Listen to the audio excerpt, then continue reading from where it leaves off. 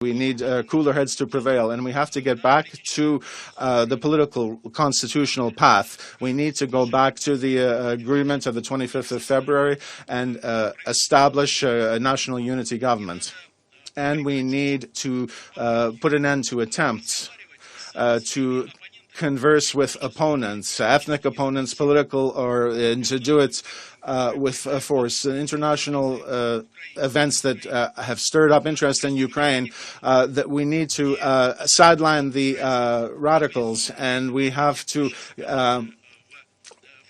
with those opponents in Kiev, they have to get away from the radicals, and they have to get back to the territory of Ukraine, because such actions that they're taking could lead to very difficult developments, which the Russian Federation is trying to avoid.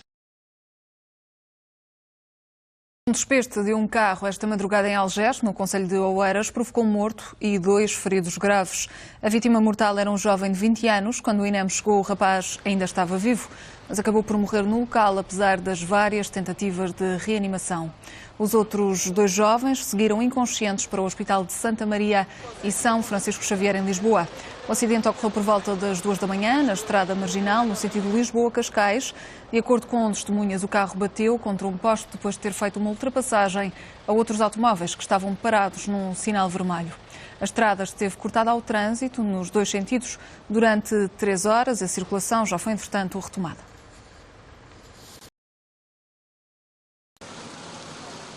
A festa nem chegou a começar, porque por volta da 00:30, com muita gente ainda a entrar, a prancha de acesso ao bar Porto Rio acabou por ceder. Passaram para aí 100 pessoas, onde passam 10 pessoas de cada vez, se for preciso, e ao passar 100 pessoas nós estávamos todos apertados, a ponto começou a abanar, toda a gente a dizer isto vai cair, a ponto caiu partiu em 3 bocados. Eu estava mesmo no meio da ponte e no momento que aquilo desabou e foi tudo abaixo, só me lembro de mergulhar na água. Estava muita gente em cima da ponte dessa altura? Estava completamente cheia. Eu caí deste lado de cá, antes de afundar, depois peguei e enquanto a ponte ainda estava mais acima, consegui passar para o outro lado. Mas ficaram pessoas na água? Sim, ficaram. Aos quantas? Ao certo não sei, porque não dava mesmo para... Ali era cada um por si, era mesmo avançar e tentar sair dali o mais rápido possível. Quem estava na água conseguiu chegar ao barco com maior ou menor dificuldade.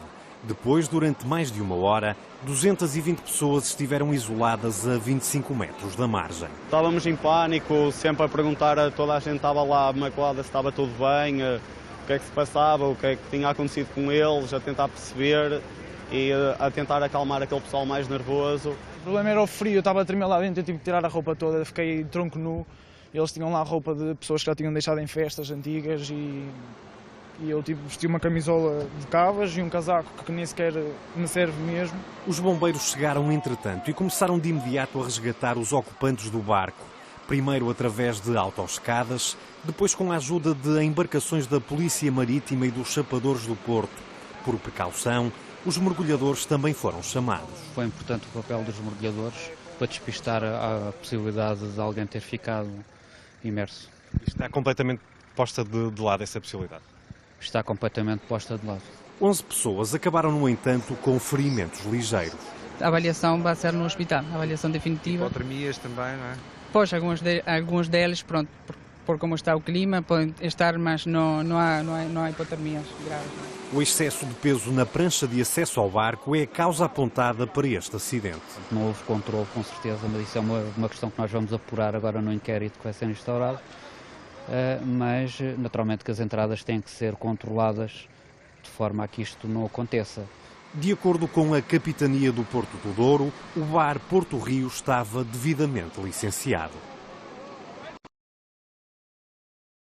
Praça, dizem-nos para não tirarmos fotografias, depois confiscam-me o bloco de apontamentos, etc. Arrancamos para outro sítio, para Balaclava, que é uma zona onde existe uma base militar da Guarda Costeira. Regressamos do barco, há a notícia que 300 paraquedistas russos estão a tentar tomar a mesma base. E então aí veio-me à cabeça, eu acabei de ver passar 4 navios com a bandeira ucraniana a toda a brida. Quando chegamos à dita cidade, que é uma estância balnear, que nos tempos soviéticos foi uma cidade fechada e que albergou a frota de submarinos soviética. Estão, de facto, 8 veículos de transporte militar, cheios de tropas, estão 5 outros veículos que eles aqui chamam Tigers, com metralhadora, e de facto a base está a ser tomada. A guerra aqui já começou, quanto a isso não há grande dúvida. Aliás, eu vim de falar com o representante da comunidade tártaros, não é? E nunca ninguém aqui me tinha pedido uma identificação jornalística, e ele pede uma identificação jornalística. E o meu tradutor diz-lhe qualquer coisa como: você é a primeira pessoa que pede identificação jornalística. E diz o homem assim: pois, mas agora estamos em guerra. Milhares de pessoas tomaram as ruas de Kharkiv, a segunda cidade ucraniana localizada no nordeste do país, junto à fronteira com a Rússia, numa clara demonstração de apoio a Moscou.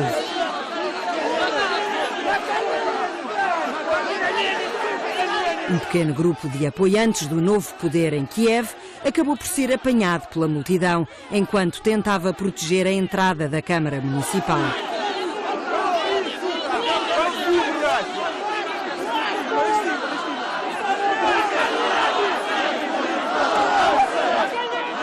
A bandeira russa acabaria por ser erguida no topo do edifício, na cidade que em 1917 foi a primeira na Ucrânia a reconhecer o poder soviético e que viria a ser a capital da República Socialista da Ucrânia até 1934. Slava Ucrânia! Kharkiv tem hoje mais de 1,5 milhão de habitantes e é um dos principais polos culturais e industriais da Ucrânia, e onde cerca de metade da população é de origem russa. As manifestações pró-Rússia estão aos poucos a alastrar a outras regiões do leste da Ucrânia, como Donetsk e Odessa, impulsionadas pelos acontecimentos na península da Crimeia. Kiev está muito longe de controlar o que quer que seja nesta república cada vez mais autónoma do poder central. O primeiro-ministro, recém-empossado por um parlamento controlado por grupos armados, reivindicou o controle de todas as autoridades militares e policiais da península. Em condições normais, o chefe de governo da Crimeia deveria ser nomeado por Kiev, o que não aconteceu neste caso. Sergei Aksionov pediu o envio de forças da Rússia para a Crimeia e poucas horas depois a Câmara Alta do Parlamento Russo aprovava em sessão extraordinária a proposta de Vladimir Putin de intervenção militar na península ucraniana, onde a população de origem russa é maioritária. Os pontos estratégicos do território estão já sob controle de forças militares que, apesar de não terem insígnia, defendem os interesses da Rússia. Tem alguma declaração a fazer sobre a situação na Ucrânia? Sr. Ministro da Secretaria. O tema é incontornável, até porque a situação na Ucrânia agrava-se de dia para dia. A reunião de urgência do Conselho de Segurança das Nações Unidas é a prova evidente de uma preocupação que não para de crescer. Um sinal, naturalmente, da preocupação da comunidade internacional em relação à situação. O ministro está a acompanhar a visita de Cavaco Silva a Toronto, mas já tem viagem marcada para Bruxelas para debater a situação na Ucrânia. O tema é muito sensível e tem que ser tratado com pinças. É importantíssimo que as relações com a Rússia e a Europa, por um lado, e a Rússia e os Estados Unidos, por outro, não sofram alterações sensíveis passada esta situação de tensão que neste momento existe de uma maneira muito clara. Cavaco Silva não quis falar sobre a Ucrânia, apesar de já ter reconhecido que a situação é preocupante. No último dia de visita oficial a Toronto, o presidente visitou uma associação portuguesa que acolhe deficientes profundos e idosos num projeto dirigido por portugueses para portugueses e lusodescendentes. O presidente sai claramente impressionado. Muito bem impressionado. É uma obra notável a favor daqueles que são os mais frágeis entre a comunidade portuguesa. Antes de partir para Lisboa, Cavaco Silva vai ainda encontrar-se com o Ministro dos Negócios Estrangeiros do Canadá. Ele faz parte da missão diplomática internacional que está a acompanhar a situação na Ucrânia e vai atualizar o Presidente da República sobre os últimos desenvolvimentos naquele país. Rodrigo Lobo e Anselmo Crespo, a SIC, em Toronto, no Canadá. São 18 os mortos confirmados desde que há 3 semanas começaram as manifestações na Venezuela. Na sexta-feira, morreu um polícia vítima dos confrontos durante mais um protesto em Caracas. As autoridades garantem que não vão aliviar a pressão sobre os manifestantes e que as forças da ordem têm indicações para usarem os meios que forem necessários para pôr fim às marchas. Os estudantes, que são quem mais protesta, também garantem que não vão desistir e continuam a exigir a demissão do presidente Nicolás Maduro. Há, sobretudo em Caracas, algumas ruas barricadas pela população que responde aos canhões de água e ao gás lacrimogéneo com pedras da calçada e coquetéis Molotov.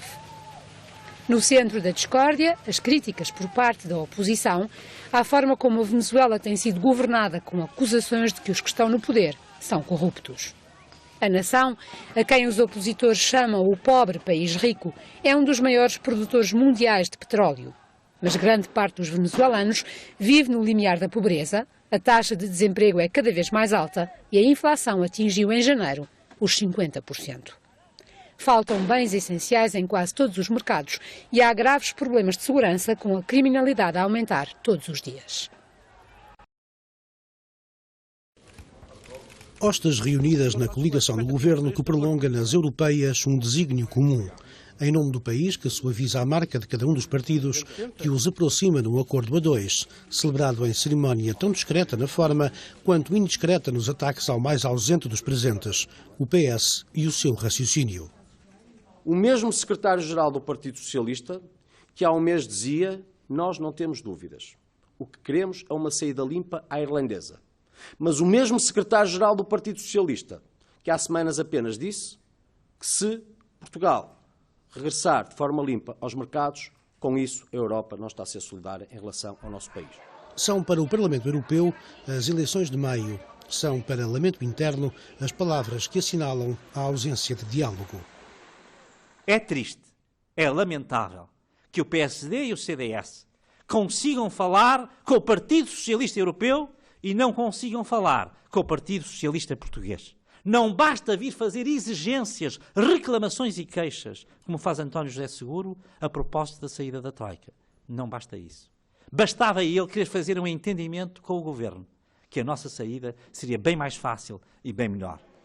Para bom entendedor, meia palavra não basta. Vai daí, sigam as considerações sobre a liderança socialista, aparentemente distante na realidade e na sustentação. Porque ele não tem com ele o Partido Socialista Francês.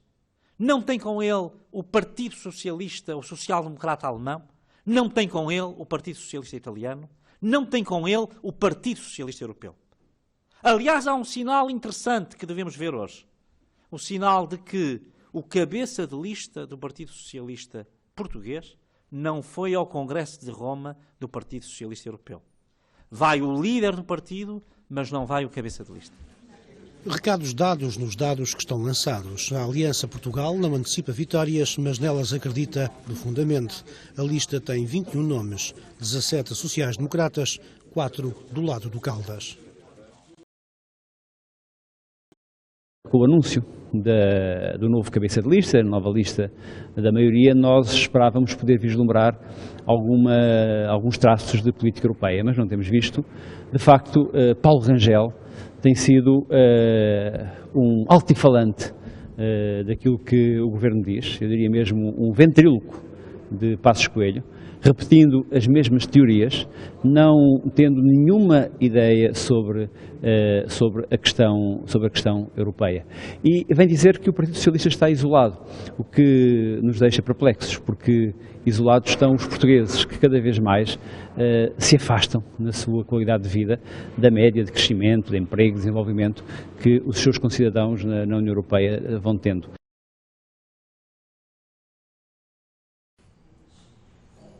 Luciana veio tirar os pontos da cirurgia de lipoaspiração no abdômen e implante de silicone nos seios que ela fez no início de fevereiro. Ela quer ficar mais bonita nesta época do ano, assim como muitas mulheres que põem em prática o chamado Projeto Carnaval. Que as mulheres buscam realmente estar mais bonitas nessa época, porque tem muita evidência do corpo. O Carnaval ele é uma festa onde você bota muito seu corpo exposto, né?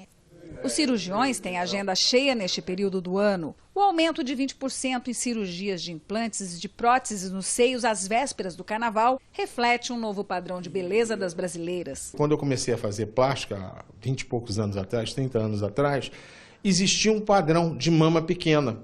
O Brasil importou um padrão americano de aumento de mama, por internet, provavelmente, por globalização de informação, e exportamos o padrão de bumbum.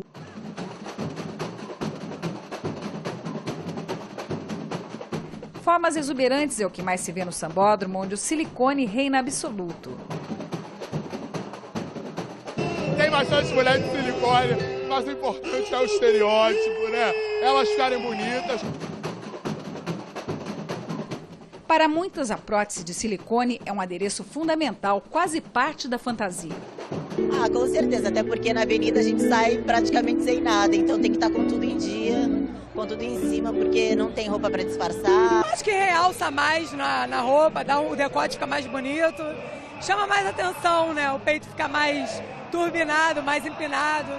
As próteses são do tamanho da autoestima. Esse daqui eu botei 400 porque o primeiro ficou pequeno, então como ficou muito pequeno eu quero botar um pouco maior, mas agora eu tenho que esperar um pouquinho numa elasticidade para mim conseguir colocar outro maior. Por quê? Ah, porque a gente se sente mais bonita, o peito fica muito mais valorizado. Acho que ajuda a manter aquele estereótipo da mulher brasileira, né? A mulher linda, poderosa, com aquele corpão maravilhoso, a mulher farta que faz o mundo babar. Este ano, uma escola resolveu inovar e promete trazer para o sambódromo mulheres de beleza natural. O desafio foi encontrá-las. Sobre o carro alegórico que vai abrir o desfile da Escola de Samba Mocidade, um grupo de mulheres estará com os seios à mostra. O pré-requisito era que não tivessem próteses de silicone, já que o enredo vai lembrar antigos carnavais. Foi feita uma pré-seleção, até demorou bastante, foi uma coisa de 3 meses. Botamos anúncio no jornal para você ver como é que é a coisa. E acabou sendo escolhida meninas da comunidade. O samba é a comunidade. Kate e Dusa são 2 das 10 musas naturais, mulheres comuns que têm entre 18 e 47 anos. Nosso grupo está bem natural. Nenhuma malha muito, nenhuma tem assim nada exuberante, mas que representa, eu acho, muito bem assim a gente, a brasileira, cada uma do seu jeito. A Dusa é índia, eu sou mais negra, outras são brancas. E todo mundo no natural. Eu não sou contra o silicone, não, mas eu acho o corpo da mulher natural mais bonito. A mulata, a beleza da mulher natural, eu acho mais bonita. O posto de destaque que elas vão ocupar no desfile é disputado por artistas e modelos. Mas elas prometem não desapontar e mostrar um carnaval autêntico. Ivani Flora, SIC, Rio de Janeiro.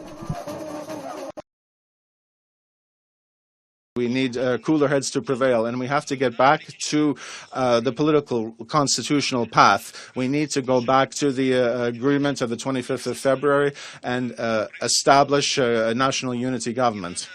And we need to put an end to attempts to converse with opponents, ethnic opponents, political, and to do it with force. International events that have stirred up interest in Ukraine, that we need to sideline the radicals, and we have to,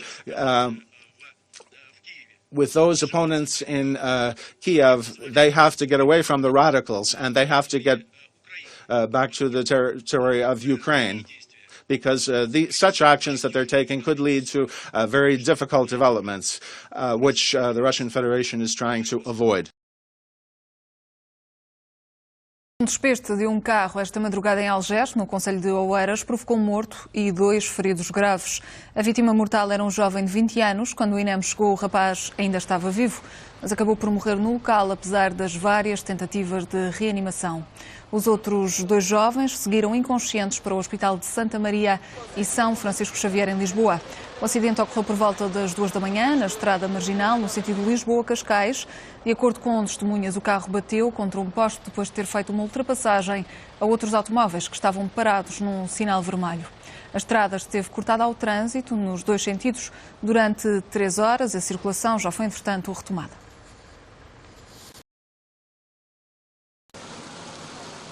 A festa nem chegou a começar, porque por volta da 00:30, com muita gente ainda a entrar, a prancha de acesso ao bar Porto Rio acabou por ceder. Passaram para aí 100 pessoas, onde passam 10 pessoas de cada vez, se for preciso, e ao passar 100 pessoas nós estávamos todos apertados, a ponto começou a abanar, toda a gente a dizer isto vai cair, a ponto caiu partiu em 3 bocados. Eu estava mesmo no meio da ponte e no momento que aquilo desabou e foi tudo abaixo, só me lembro de mergulhar na água. Estava muita gente em cima da ponte dessa altura? Estava completamente cheia. Eu caí deste lado de cá, antes de afundar, depois peguei e enquanto a ponte ainda estava mais acima, consegui passar para o outro lado. Mas ficaram pessoas na água? Sim, ficaram. Aos quantas? Ao certo não sei, porque não dava mesmo para... Ali era cada um por si, era mesmo avançar e tentar sair dali o mais rápido possível. Quem estava na água conseguiu chegar ao barco com maior ou menor dificuldade. Depois, durante mais de 1 hora, 220 pessoas estiveram isoladas a 25 metros da margem. Estávamos em pânico, sempre a perguntar a toda a gente que estava lá, magoada, se estava tudo bem, o que é que se passava, o que é que tinha acontecido com eles, a tentar perceber e a tentar acalmar aquele pessoal mais nervoso. O problema era o frio, eu estava a tremer lá dentro, eu tive que tirar a roupa toda, fiquei tronco nu. Eles tinham lá roupa de pessoas que já tinham deixado em festas antigas e eu vesti uma camisola de cavas e um casaco que nem sequer me serve mesmo. Os bombeiros chegaram entretanto e começaram de imediato a resgatar os ocupantes do barco. Primeiro através de autoescadas, depois com a ajuda de embarcações da Polícia Marítima e dos chapadores do Porto. Por precaução, os mergulhadores também foram chamados. Foi importante o papel dos mergulhadores para despistar a possibilidade de alguém ter ficado imerso. Está completamente posta de lado essa possibilidade? Está completamente posta de lado. 11 pessoas acabaram, no entanto, com ferimentos ligeiros. A avaliação vai ser no hospital, a avaliação definitiva. Hipotermias também, não é?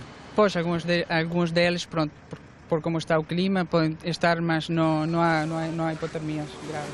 O excesso de peso na prancha de acesso ao barco é a causa apontada para este acidente. Não houve controle, com certeza, mas isso é uma questão que nós vamos apurar agora no inquérito que vai ser instaurado. Mas, naturalmente, que as entradas têm que ser controladas de forma a que isto não aconteça. De acordo com a Capitania do Porto do Douro, o bar Porto Rio estava devidamente licenciado. A vitória, eu acho que é justa. Foi uma vitória difícil porque, mais uma vez e nos últimos 2 jogos, fizemos 3 golos, um na nossa própria baliza e 2 na baliza do adversário. A equipa já fez o seu trabalho neste fim de semana, que era vencer, conquistar mais 3 pontos e acabar por fazer uma boa exibição, que eu acho que o Sporting fez uma boa exibição. Poucas equipas, ou não me lembro de ter visto uma equipa jogar olhos nos olhos com o Sporting como nós jogamos. E surge o lance, o penalti, o empate, aí abanámos um bocadinho, surge o segundo golo, também um pouco, acho que também fomos um pouco castigados, que sofreram o segundo golo logo um pouco tempo depois, nos penalizou, mas viemos para o jogo, não nos deixámos ir abaixo e discutimos o jogo até ao fim. A minha mãe teve 4 filhos, ela nunca quis o 5º filho, porque ela soube e sabe que em cada 5 crianças nascidas no mundo, uma é chinesa. A minha mãe trabalhou muitos anos no Monumental, quase 50, e eu fui criada a assistir a peças de teatro, aos ensaios da Laura Alves, do Paulo Renato. Portanto, eu tinha 4, 5 anos, já estava a assistir diariamente, não havia jardins de infância naquela altura. A família deu-lhe força para arriscar e, com as raízes do teatro, António Lopes abandona uma vida segura na publicidade. Atirou tudo para o alto, incluindo um ordenado de largos milhares, para agarrar o sonho de uma vida. Eu não fazia contas ao dinheiro, era uma vida confortável e hoje em dia é uma vida muito mais sacrificada, é uma vida de muito mais luta, mas também é uma vida muito mais confortável em termos espirituais e em termos de satisfação pessoal. Coitada, muito sofrido, nem sequer daqui. Faz parelha com Nuno Trindade, o vizinho desempregado do 4º andar que, por amar a música, aceitou o desafio inesperado de António Lopes para o acompanhar. O estar em palco perante muita gente, 150, 200 pessoas, 300 pessoas, como já fizemos em alguns lados, e com todas as pessoas a rir, todas as pessoas a partilhar daqueles momentos que são únicos para nós e que são excelentes, de humor, onde nos divertimos todos. Estavam os médicos, as enfermeiras e as parteiras toda à minha volta. Quando a enfermeira me puxou pela cabeça, olhou para mim e disse: vai para trás que ainda não estás pronto.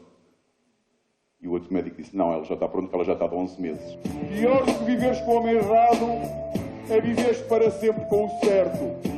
Fica ali, sentado, escarrachado. O humor é nós rirmos das coisas que se nos acontecessem a nós não nos ríamos. Agora as senhoras. De auditórios a restaurantes, onde os querem, várias vezes ao mês. No palco ganha-se menos, mas que chegue. A vida é agora mais apertada, mas perante a audiência, boa parte dos apertos ficam para trás. Sacar um sorriso é valor que chegue para aguentar os dias. Sempre teve um problema de memória. Recordo-lhe de ter perguntado: ó vó, o que é um amante? E ela se virou ao sótão, abrir a porta do guarda-vestidos e saiu lá dentro do esqueleto. Praça, dizem-nos para não tirarmos fotografias, depois confiscam-me o bloco de apontamentos, etc. Arrancamos para outro sítio, para Balaclava, que é uma zona onde existe uma base militar da Guarda Costeira. Regressamos do barco, há a notícia que 300 paraquedistas russos estão a tentar tomar a mesma base. E então aí veio-me à cabeça, eu acabei de ver passar 4 navios com a bandeira ucraniana a toda a brida. Quando chegamos à dita cidade, que é uma estância balnear, que nos tempos soviéticos foi uma cidade fechada e que albergou a frota de submarinos soviética. Estão, de facto, 8 veículos de transporte militar, cheios de tropas. Estão 5 outros veículos que eles aqui chamam Tigers, com metralhadora, e de facto a base está a ser tomada. A guerra aqui já começou, quanto a isso não há grande dúvida. Aliás, eu vim de falar com o representante da comunidade tártaros, não é?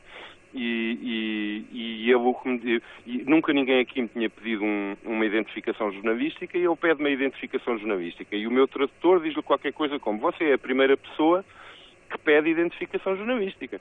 E diz o homem assim: pois, mas agora estamos em guerra.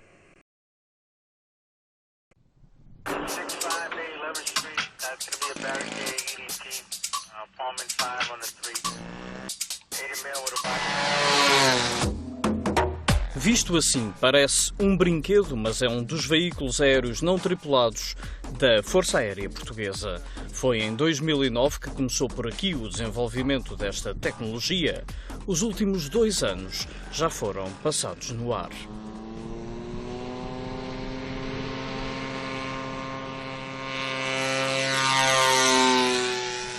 Tivemos a oportunidade de operar num conjunto muito diversificado de locais, no sentido de testar esta tecnologia em contexto de voos sobre o mar.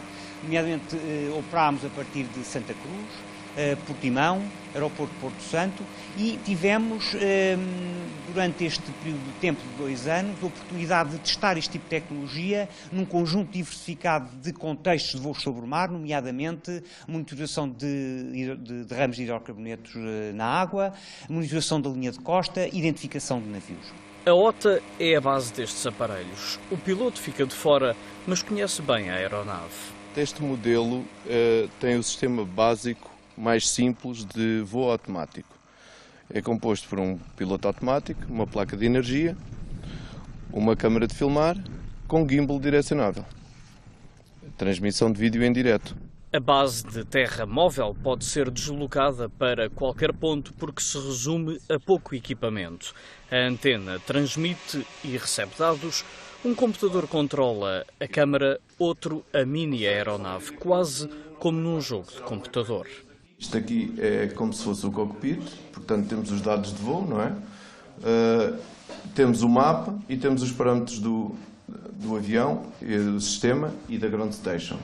Aqui no mapa marcamos os waypoints para estabelecer um plano de voo e os parâmetros de segurança, que são os waypoints de LostCom. Quando ele perder o link, por qualquer motivo, esteja onde estiver, volta para uma zona de conforto, que é aqui por cima do aeródromo.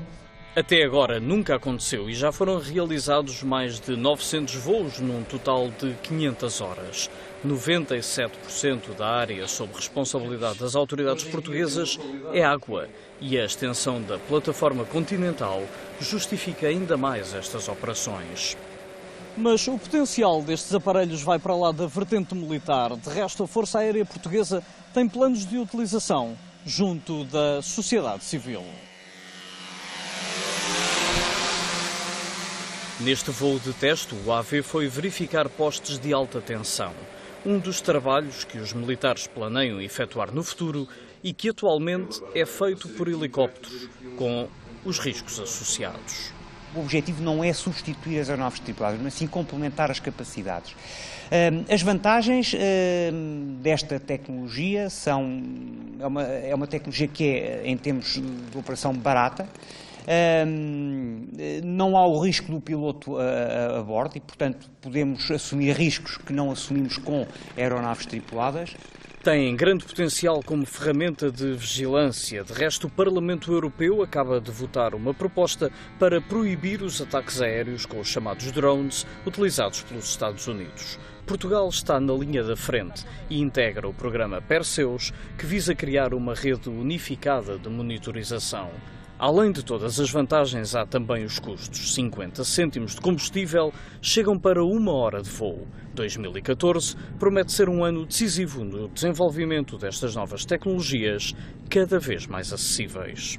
Dentro de 2 ou 3 anos, aparelhos como este podem tornar-se uma presença habitual na zona costeira portuguesa, uma arma preciosa no patrulhamento da Força Aérea. Rui Pedro Reis, Bernardo Bugarim, SIC.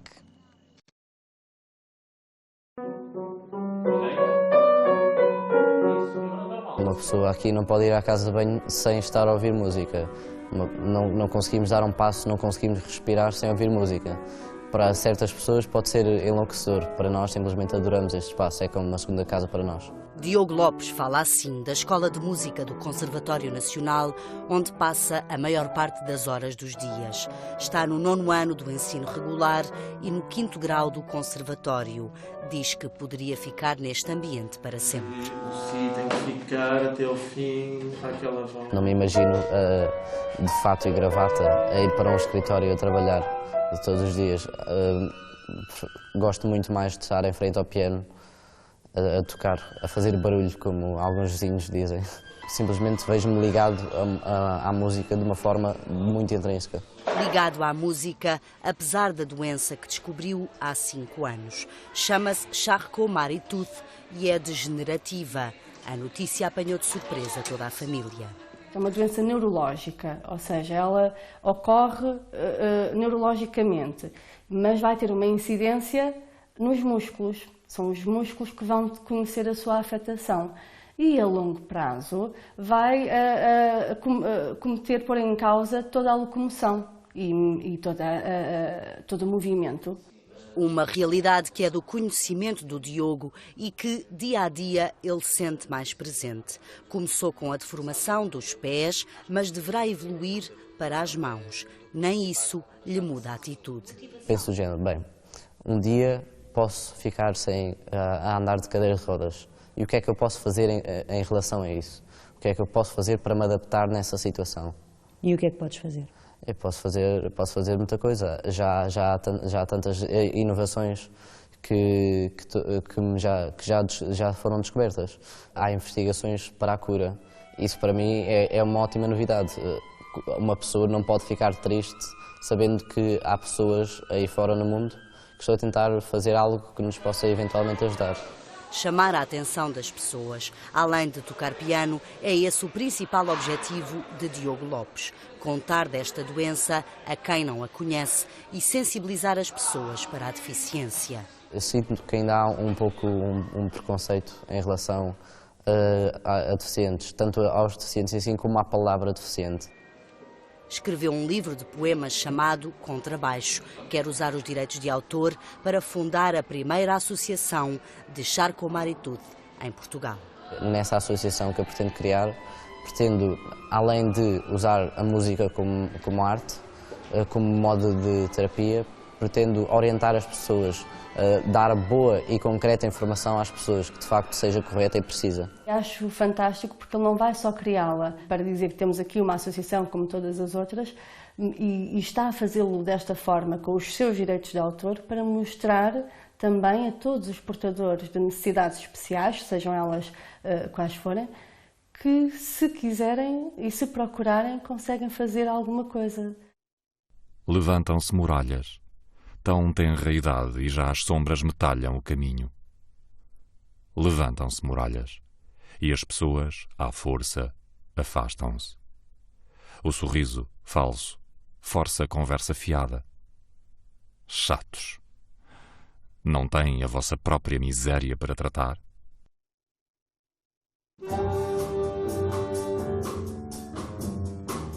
Diogo tem a doença, mas faz muitas coisas além dela e quer dizer isso em voz alta. A Big Band Júnior do Hot Club, onde começou a tocar há 2 anos, é só mais um projeto. Eu ouvi falar da Big Band Júnior e arrastei os meus pais para os dias da música onde sabiam que ia atuar. E quando os ouvi, foi claro para mim que o jazz era um dos caminhos que eu tinha obrigatoriamente de seguir. 1, 2, 3 e...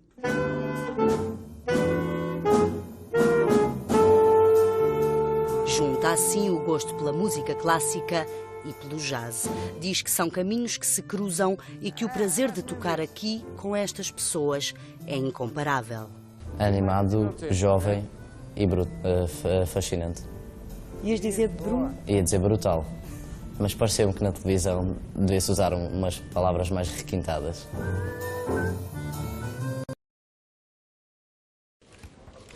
Hostas reunidas na coligação do governo que prolonga nas europeias um desígnio comum. Em nome do país, que suaviza a marca de cada um dos partidos, que os aproxima num acordo a 2, celebrado em cerimónia tão discreta na forma quanto indiscreta nos ataques ao mais ausente dos presentes, o PS e o seu raciocínio. O mesmo secretário-geral do Partido Socialista, que há um mês dizia: nós não temos dúvidas. O que queremos é uma saída limpa à irlandesa. Mas o mesmo secretário-geral do Partido Socialista, que há semanas apenas disse que se Portugal regressar de forma limpa aos mercados, com isso a Europa não está a ser solidária em relação ao nosso país. São para o Parlamento Europeu as eleições de maio. São para lamento interno as palavras que assinalam a ausência de diálogo. É triste, é lamentável que o PSD e o CDS consigam falar com o Partido Socialista Europeu e não consigam falar com o Partido Socialista Português. Não basta vir fazer exigências, reclamações e queixas, como faz António José Seguro a propósito da saída da Troika. Não basta isso. Bastava ele querer fazer um entendimento com o Governo, que a nossa saída seria bem mais fácil e bem melhor. Para bom entendedor, meia palavra não basta. Vai daí, sigam as considerações sobre a liderança socialista, aparentemente distante na realidade e na sustentação. Porque ele não tem com ele o Partido Socialista Francês. Não tem com ele o Partido Socialista, o Social-Democrata Alemão. Não tem com ele o Partido Socialista Italiano. Não tem com ele o Partido Socialista Europeu. Aliás, há um sinal interessante que devemos ver hoje. O sinal de que o cabeça de lista do Partido Socialista Português não foi ao Congresso de Roma do Partido Socialista Europeu. Vai o líder do partido, mas não vai o cabeça de lista. Recados dados nos dados que estão lançados. A Aliança Portugal não antecipa vitórias, mas nelas acredita profundamente. A lista tem 21 nomes, 17 sociais-democratas, 4 do lado do Caldas. O que é que exportámos? Exportámos capitais. Foi isso que fizeram os grandes investimentos espanhóis.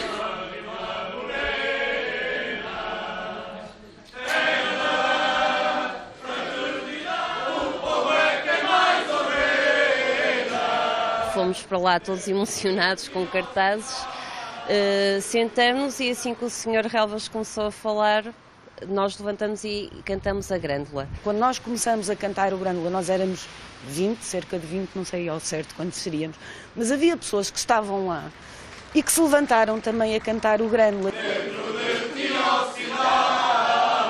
Acho que podemos cantar todos, não? felicidade. O povo quem mais ordena. Podemos cantar todos. Pôr o Relvas a balir, acho que acabou por camuflar o nosso desafinanço global.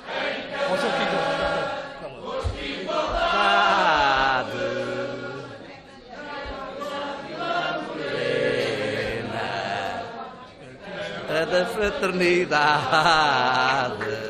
O governo inteiro, nessa fase, perdia o tom e Relvas era uma espécie de ponto que marcava o compasso da intempérie. Mas naquela noite de Gaia, Relvas não terá sido o único a desfocar. Isto é lamentável! Isto é lamentável! Está calada! Está calada! Sendo muitíssimo melhor que a encomenda. O caso de Gaia não era afinal um episódio solto. No dia seguinte, uma conferência sobre o futuro do jornalismo mostrou que, no presente, os jornalistas apontam sempre para o lugar da notícia.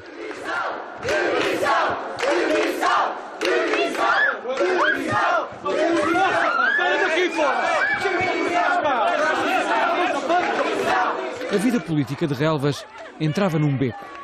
E até ao dia da demissão, em abril, 2 meses depois das granduladas, o ministro haveria de perder o gás, resguardando-se.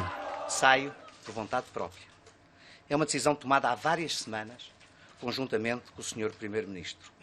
E saio apenas só por entender que já não tenho condições anímicas para continuar. Esteve 10 meses fora de cena, até ao dia em que Passos Coelho lhe oferece um lugar simbólico. Quero também apresentar a lista que subscrevo para o Conselho Nacional, que é encabeçada pelo nosso companheiro Miguel Relvas, pela nossa companheira Nilza Sena. Passos juntou o nome de Relvas ao da número 2 do Conselho Nacional para que os aplausos de um dessem para os dois. O Miguel Relvas não regressou, porque o Miguel Relvas nunca se foi embora. A mim, pessoalmente, não me dava segurança nenhuma ele ir para o Brasil e para Angola fazer os seus negócios, como foi, sabendo que ele é um emblema deste governo. O Conselho Nacional, órgão que reúne 4 a 6 vezes por ano, não impedirá ao ex-ministro de prosseguir negócios intercontinentais, tendo Angola e Brasil como lugares de destino. A nova empresa que criou com a filha é o rosto da profissão que há muito motiva: a consultoria estratégica intercontinental. Seja lá isso realmente o que for. Paraquedista que andas em terra, a tua alma encerra saudades do ar. Paraquedistas, antigos combatentes da Marinha, do Exército, tropas de elite. Só para que não ouças teu peito vibrar. Um gajo que está afetado pela guerra, que está com o pós-traumático, que está psicologicamente arrasado, que não tem trabalho, e se quer ir à porcaria da consulta, ainda tem que pagar a taxa moderadora. Isto não faz sentido. Se fosse um país como deve ser, tínhamos só em Portugal, um subsídio.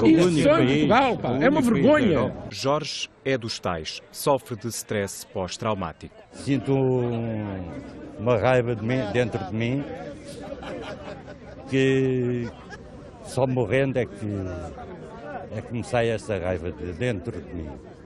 Porquê? Porquê? Derivado daquilo que eu passei lá no ultramar. O que é que passou? Fome, sede. Era para ser uma marcha silenciosa. Usaram mais de 50% já da reforma. Portanto, é inadmissível. Impossível calar tanta indignação. Esta não é a minha pátria agora, mas antigamente a minha pátria era a da antigamente. Agora não é. Agora é uma escumalha autêntica que existe. Mas porquê tanta revolta? A revolta é por tudo aquilo que nos tem tirado. Jaime veio da trofa, não aceita o corte nas reformas. Elisa também não, e não é militar. Eu só tenho vergonha de viver num país de ladrões que só me têm roubado. Isto é tudo uma cambada que eu vou-lhe contar. Eu sei que isto não vai passar em lado nenhum, não sei quem é que me está a entrevistar, mas garantidamente isto não passa na SIC. Cortes que também afetam Manuel. Perdeu uma perna na guerra. Pisei uma mina e voei. E então, e o que é que aconteceu? Mais O pé desapareceu. O pé desapareceu. Assistiu a tudo. Assistia a tudo, era o segundo que ia atrás dele. Mais de 100 antigos combatentes, do Marquês ao Rossio, a uma só voz. As armas sobre a terra, sobre o mar. Tem alguma declaração a fazer sobre a situação na Ucrânia? O Sr. Ministro gosta de estar aí. O tema é incontornável, até porque a situação na Ucrânia agrava-se de dia para dia. A reunião de urgência do Conselho de Segurança das Nações Unidas é a prova evidente de uma preocupação que não para de crescer. Um sinal, naturalmente, da preocupação da comunidade internacional em relação à situação. O ministro está a acompanhar a visita de Cavaco Silva a Toronto, mas já tem viagem marcada para Bruxelas para debater a situação na Ucrânia. O tema é muito sensível e tem que ser tratado com pinças. É importantíssimo que as relações com a Rússia e a Europa, por um lado, e a Rússia e os Estados Unidos, por outro, não sofram alterações sensíveis passada esta situação de tensão que neste momento existe de uma maneira muito clara. Cavaco Silva não quis falar sobre a Ucrânia, apesar de já ter reconhecido que a situação é preocupante. No último dia de visita oficial a Toronto, o Presidente visitou uma associação portuguesa que acolhe deficientes profundos e idosos num projeto dirigido por portugueses para portugueses e lusodescendentes. O Presidente sai claramente impressionado. Muito bem impressionado. É uma obra notável a favor daqueles que são os mais frágeis entre a comunidade portuguesa. Antes de partir para Lisboa, Cavaco Silva vai ainda encontrar-se com o Ministro dos Negócios Estrangeiros do Canadá. Ele faz parte da missão diplomática internacional que está a acompanhar a situação na Ucrânia e vai atualizar o Presidente da República sobre os últimos desenvolvimentos naquele país. Rodrigo Lobo e Anselmo Crespo, a SIC, em Toronto, no Canadá. A festa nem chegou a começar, porque por volta da 00:30, com muita gente ainda a entrar, a prancha de acesso ao bar Porto Rio acabou por ceder. Passaram para aí 100 pessoas, onde passam 10 pessoas de cada vez, se for preciso, e ao passar 100 pessoas nós estávamos todos apertados, a ponto que começou a abanar, toda a gente a dizer isto vai cair, a ponto que partiu em 3 bocados. Eu estava mesmo no meio da ponte e no momento que aquilo desabou e foi tudo abaixo, só me lembro de mergulhar na água. Muita gente em cima da ponte desta altura. Estava completamente cheia. Eu caí deste lado de cá, antes de afundar. Depois peguei e, enquanto a ponte ainda estava mais acima, consegui passar para o outro lado. Mas ficaram pessoas na água? Sim, ficaram. Aos quantas? Ao certo não sei, porque não dava mesmo para... Ali era cada um por si. Era mesmo avançar e tentar sair dali o mais rápido possível. Quem estava na água conseguiu chegar ao barco com maior ou menor dificuldade. Depois, durante mais de 1 hora, 220 pessoas estiveram isoladas a 25 metros da margem. Estávamos em pânico, sempre a perguntar a toda a gente que estava lá magoada se estava tudo bem, o que é que se passava, o que é que tinha acontecido com eles, a tentar perceber e a tentar acalmar aquele pessoal mais nervoso. O problema era o frio, eu estava a tremer lá dentro, eu tive que tirar a roupa toda, fiquei tronco nu. Eles tinham lá roupa de pessoas que já tinham deixado em festas antigas e eu vesti uma camisola de cavas e um casaco que nem sequer me serve mesmo. Os bombeiros chegaram entretanto e começaram de imediato a resgatar os ocupantes do barco. Primeiro através de autoescadas, depois com a ajuda de embarcações da Polícia Marítima e dos chapadores do Porto. Por precaução, os mergulhadores também foram chamados. Foi importante o papel dos mergulhadores para despistar a possibilidade de alguém ter ficado imerso. Está completamente posta de lado essa possibilidade? Está completamente posta de lado. 11 pessoas acabaram, no entanto, com ferimentos ligeiros. A avaliação vai ser no hospital, a avaliação definitiva. Hipotermias também, não é? Pois, alguns deles, pronto, por como está o clima, podem estar, mas não há hipotermias graves. O excesso de peso na prancha de acesso ao barco é a causa apontada para este acidente.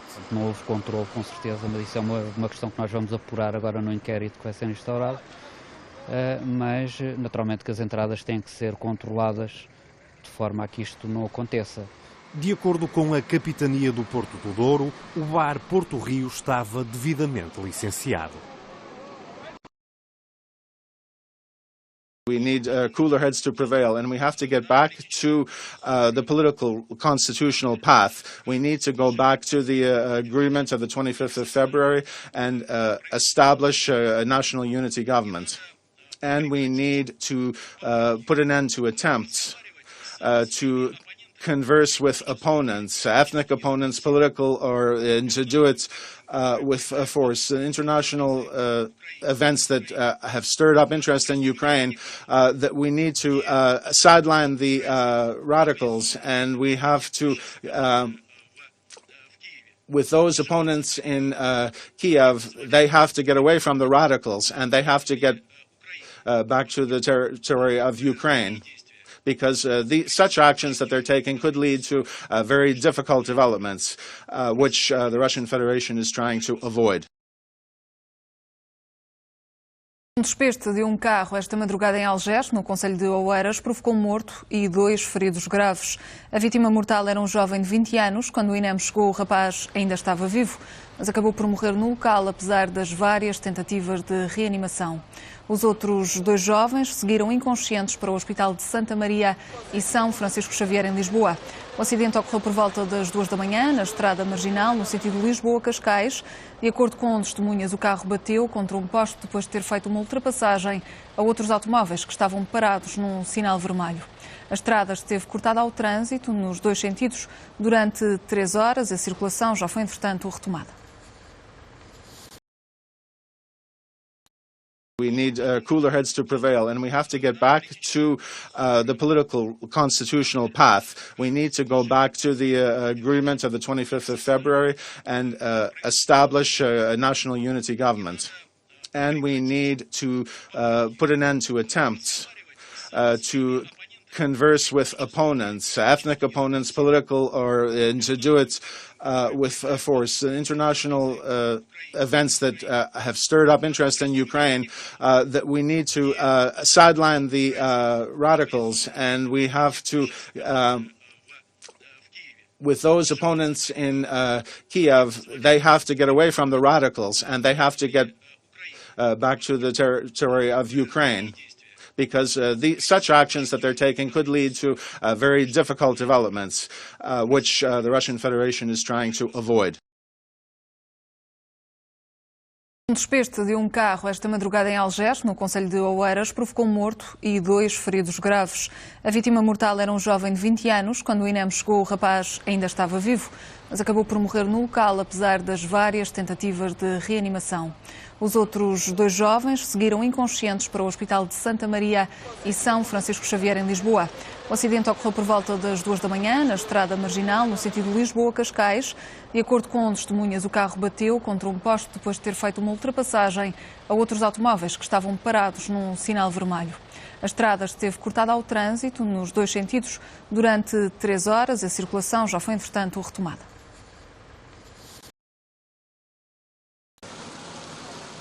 A festa nem chegou a começar, porque por volta da 00:30, com muita gente ainda a entrar, a prancha de acesso ao bar Porto Rio acabou por ceder.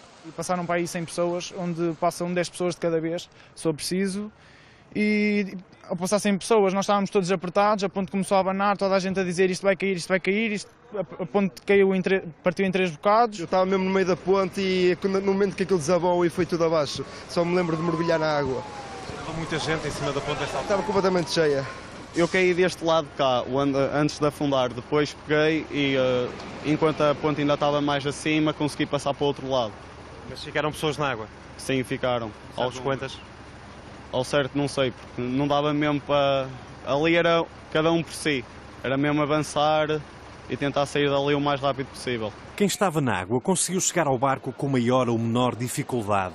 Depois, durante mais de 1 hora, 220 pessoas estiveram isoladas a 25 metros da margem. Estávamos em pânico, sempre a perguntar a toda a gente que estava lá maculada se estava tudo bem, o que é que se passava, o que é que tinha acontecido com eles, a tentar perceber e a tentar acalmar aquele pessoal mais nervoso. O problema era o frio, eu estava a tremer lá dentro, eu tive que tirar a roupa toda, fiquei tronco nu. Eles tinham lá roupa de pessoas que já tinham deixado em festas antigas e eu vesti uma camisola de cavas e um casaco que nem sequer me serve mesmo. Os bombeiros chegaram entretanto e começaram de imediato a resgatar os ocupantes do barco.